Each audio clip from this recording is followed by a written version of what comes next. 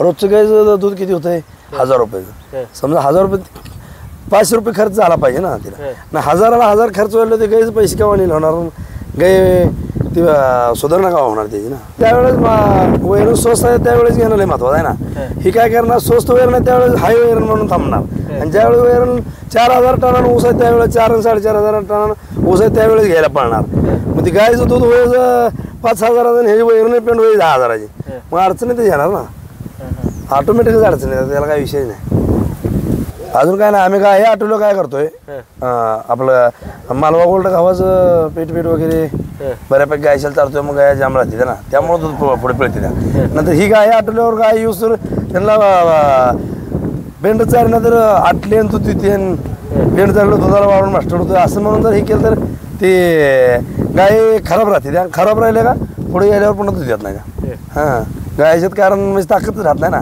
ताकद जाते नाही आम्हाला कमी केल्यामुळे. हे मालवा गोल्ड ही चारून परवडतंय हे काय अडचण येत नाही. मालवा गोल्ड चारून परवडायला गोळी पिंडीचं पोत 1600-1700 रुपयाला आहे 50 किलोचं आहे. मालवा गोल्डचं पोत 50 किलोच गहू आहे 50 किलोच गहू आहे. वजनावर म्हणजे विचार केला हां ते किती 50 किलो 1300 रुपयाला आहे. आणि गव्हाचं पिंडीचं पोत 1700 रुपयाला आहे 50 किलो आहे. मग का परवडत नाही काय अडचण आहे. शेवटी गव्हाचं पीठ कसं ऐकेल गायशाला.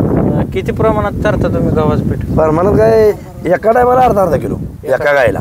फक्त आम्ही आठवलेल्या गायशाला चारतोय फक्त आठवलेल्या हा गाभण्या गायशाला. त्यामुळे गाई जाम राहते जाम. नमस्कार शेतकरी मित्रांनो, आज आपण मंगळवेढा तालुक्यातील नंदेश्वर या गावात आलेलो आहे. तर यांच्याकडे कालवडी आणि गाई मिळून 55 ते 60 असा एवढा यांचा गोठा आहे. तर यांनी सुरुवाती एका गाईपासून करून आज यांच्याकडे 25 ते 30 गाई आणि काही कालवडी आहेत. तर यांनी सुरुवात कशी केली, यांना सुरुवातीला काय अडचणी आल्या आणि सध्या दूधधंद्यातील बारकावे, दूधधंद्यात येणाऱ्या अडचणी आणि गोठ्याचं नियोजन कसं असलं पाहिजे ही संपूर्ण माहिती आपण या व्हिडिओच्या माध्यमातून जाणून घेणार आहे. आणि यांच्याकडे सर्व गायी 20 लिटरपासून ते 30 लिटरपर्यंत दूध देणाऱ्या गायी आहेत. तर आपण यांचं संपूर्ण नियोजन आणि यांनी सुरुवात कशी केली ती संपूर्ण माहिती या व्हिडिओच्या माध्यमातून जाणून घेणार आहे.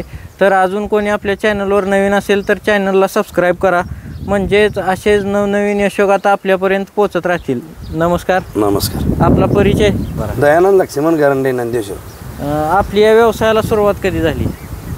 व्यवसायाला सुरुवात झाली की 2007-08 पासून.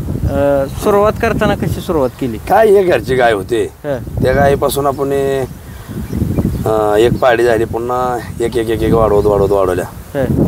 मग आम्ही एक गाय होती एक विकत घेतली. ती वडीलनं म्हणला एक घेऊया. मग एका गायवरती त्या गायीचे पैसे आपण चेअरमनचं नील केलं. पुन्हा तिसरी गाय घेतली. तिसरी गाय घेताना वडील आमचे म्हणले कशाला आपल्याला सांभाळायचे होणार नाही. आम्ही म्हणलं भाऊ म्हणला काय असतं त्याला सांभाळा काय असेल ते असेल. मग पुन्हा ते आणली. पुन्हा मग ती बी सांभाळल्यानंतर पुन्हा दुसऱ्यात 2 गाय आणल्या. अशा गायी 5 केल्या. पुन्हा 5 गायीपासून पाड्या होत अशाच एवढ्या गाय झाल्या आतापर्यंत ना. एवढ्या वर्षात एवढ्या गायी वाढलेल्या. किती वर्षात एवढ्या गायी तयार केल्या तुम्ही. बघा 2007 पासून 2024 म्हणजे किती वर्ष झाले. 21 14-15 पासून म्हणजे 14-15 वर्ष झाली. घरच्याच कालवडींच्या गायी तयार केल्या. घरच्या गायीच्या कालवडी तयार केल्या. कशा कालवडी तयार केल्या तुम्ही. कालवड काय 3-3 लिटर दूध पाजायचं 2 महिना. हळूहळू दूध कमी करेल तसं पेंड वाढवत गाय तयार झाल्या. आता या व्यवसायात अडचणी काय काय अडचणी काहीच नाही अडचणी. कशी अडचणी त्या हंगामी टायमिंगला शेत आहे 28 एकर त्यातली वैरण चारा मुरघास वगैरे करून ठेवायचं सगळं. त्याच्यावर सगळं तयार केले. यांचं आता रोजचं नियोजन कसं असतं. रोजचं काय सकाळ संध्याकाळ 3 किलो आहे. 3 किलो पेंड 18 किलो एका टायमाला. हां म्हणजे असे 2 किलो हे 2 टायमाचे 36 किलो वैरण 6 किलो पेंड.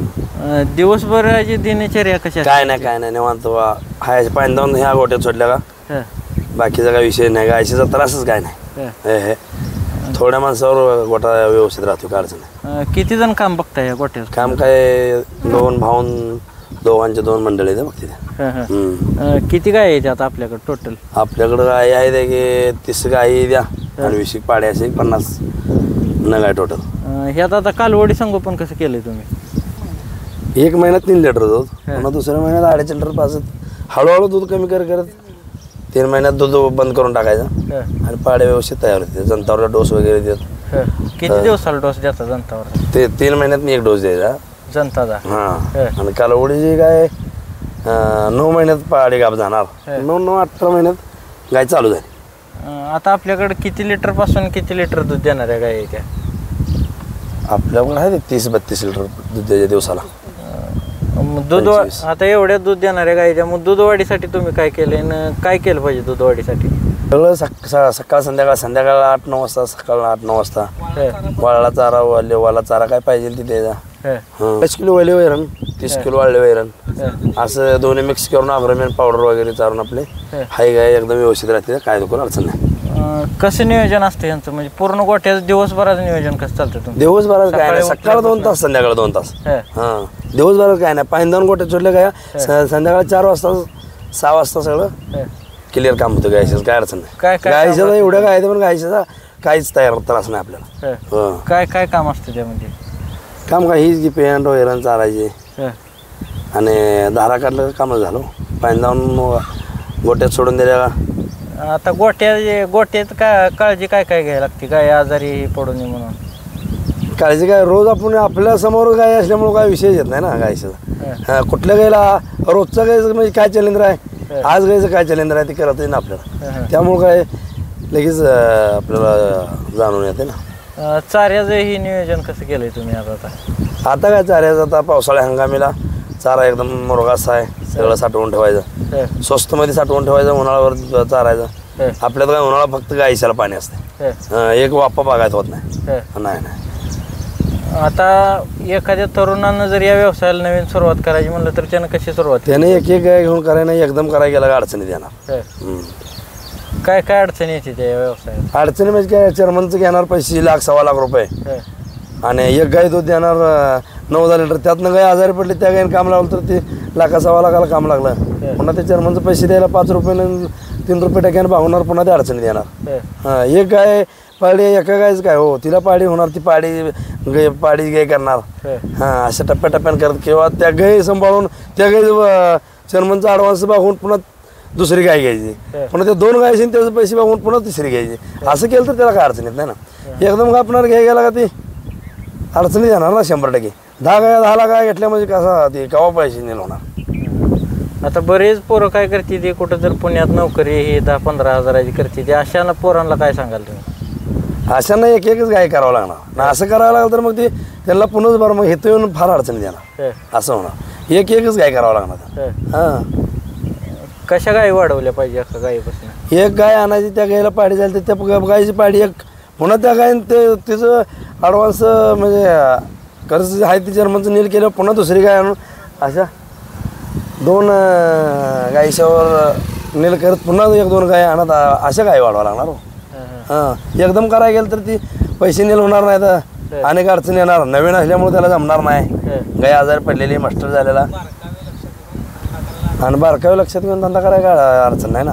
बारकाव येत ना लय माझ्या गाया मोठ्या आहेत, मी लय गाय केल्याने मोठा झालो म्हटलं तर मग ते अडचणी येणार. हां, रोजचं गायचं दूध किती होतंय? 1000 रुपये. समजा 1000 रुपये 500 रुपये खर्च झाला पाहिजे ना तिला. ना 1000 खर्च व्हायला ते गायचं पैसे केव्हा नील होणार? गाय ती सुधारणा का होणार त्याची ना. मोहर गाय वाढवता येत नाही त्याला. हां, ज्या वेळेस बोलतो ना कसं आहे, ज्यावेळेस वैरण स्वस्त आहे त्यावेळेस घेणं लय महत्वाचं आहे ना. ही काय करणार, स्वस्त वैरण आहे त्यावेळेस हाय वैरण म्हणून थांबणार. आणि ज्यावेळेस वैरण 4000 टनानं ऊस आहे त्यावेळेस 4-4.5 टनानं ऊस आहे त्यावेळेस घ्यायला पडणार. मग ती गायचं दूध व्हायचं 5,000 आणि ह्याची वैरण पेंट व्हायची 10,000ची. मग अडचणी तर येणार ना. ऑटोमॅटिकच अडचणी येतात, त्याला काही विषय नाही. ब्रीडिंगवरती काय काम केलंय का आपण? गायींना कुठले सिमेंट बनवता आपण? चित्रा डेअरी कोण कालवड व्याज भरवायची इंजेक्शन आले ना, त्यामुळं कालवडी आपल्याला जास्त होती. त्या कसं आता ह्या वेळेस 10 गायी गेल्या. 10 गायीला फक्त 2च खोंड झाले, 8 पाड्या झाल्या. हां, असं म्हणजे आपल्याकडे पाड्याचं प्रमाण जास्त होते त्यामुळे गाय फास्ट वाढते. गाई गाभण वगैरे जायला काय त्रास करते त्या? काय करत नाही, काय गाभण वगैरे जायला अग्रोमेन पावडर चालू ठेवल्या काय अडचण येत नाही ना. हां, किती प्रमाणात असतील, किती दिवस चालता तुम्ही अग्रोमेन पावडर? Continue 100 gram. सकाळी 100 ग्रॅम, सकाळी 100 ग्रॅम संध्याकाळी 100 ग्रॅम. अजून काय वापरता? अजून काय नाही, आम्ही काय आठवलं काय करतोय आपलं मालवा गोल्ड गव्हाचं पीठ वगैरे बऱ्यापैकी गायशाला चालतोय. मग गाय जाम राहते ना, त्यामुळे दूध पुढे पिळते त्या. नंतर ही गाय आठवल्यावर गाय यूज तर त्यांना पेंड चालणार तर आटले दूध देते, पेंड चाललं दुधाला वाढून मास्टर होतं. असं म्हणून जर हे केलं तर ते गाय खराब राहते. त्या खराब राहिल्या का पुढे गेल्यावर पुन्हा दूध देत नाही का. हां, गायच्यात कारण म्हणजे ताकदच राहत नाही ना, ताकद जाते नाही आम्हाला कमी केल्यामुळे. हे मालवा गोल्ड ही चारून परवडतंय? हे काय अडचण येत नाही. मालवा गोल्ड चारून परवडायला गोळी पिंडीचं पोत 1600-1700 रुपयाला आहे, 50 किलोचं आहे. मालवा गोल्डचं पोत 50 किलोच गहू आहे, 50 किलोच गहू आहे. वजनावर म्हणजे विचार केला तर हां, ते किती मग ते 50 किलो 1300 रुपयाला आहे. आणि गव्हाचं पेंडीचं पोत 1700 रुपयाला आहे, 50 किलो आहे. मग का परवडत नाही, काय अडचण आहे. शेवटी गव्हाचं पीठ कसं ऐकेल गायशाला. किती प्रमाणात चारता तुम्ही गव्हाचं पीठ? प्रमाणात काय एका टायमाला अर्धा किलो एका गायला. फक्त आम्ही आठवलेल्या गायशाला चारतोय, फक्त आठवलेल्या? हा, गाभण्या गायशाला. त्यामुळं गाई जाम राहते, जाम राहिल्यामुळं गायशाला फक्त गव्हाचं पीठ चारता? नाही, काय चारता? प्रांजी पेंड असते, पुन्हा शेंगदाणे पेंड असते, सरकी पेंड असते अर्धा किलो, पुन्हा गोळी पेंड 1 किलो 1.5 किलो असते. हां, आमून गाय आटली म्हणून आमून कमी करायचं नाही तर गाय दूध देते. नाही तर गाय दूध देते म्हणा देणे गाय कशी दूध देणार. ही फक्त गाभण गायला असते? हा, गाभण गाय. दुधावरच्या दुधावर गायला सरकी पेंड, गोळी पेंड, शेंगदाणे पेंड आणि 1 शेर बाळा. 1 शेर म्हणजे 1 किलो बाळा 1 टायमाला. किती प्रमाणात असते? बरडा 1 किलो, गोळी पेंड 1 किलो, शेंगदाणे सारखी मिळून 1 किलो, असं मिळून 3 किलो एका टायमिंगला असते.